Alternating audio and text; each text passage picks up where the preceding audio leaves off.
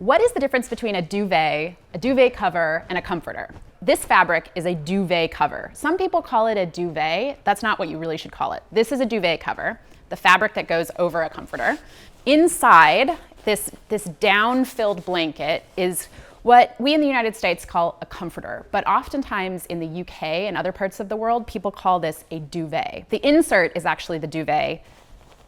The fabric cover is the duvet cover. You can just interchangeably call this a duvet or a comforter. There are actually some technical differences in the definition between a duvet and a comforter, but in the United States, people usually say comforter. It's a persistent cause of confusion for people, and we often get questions in our best comforter guide.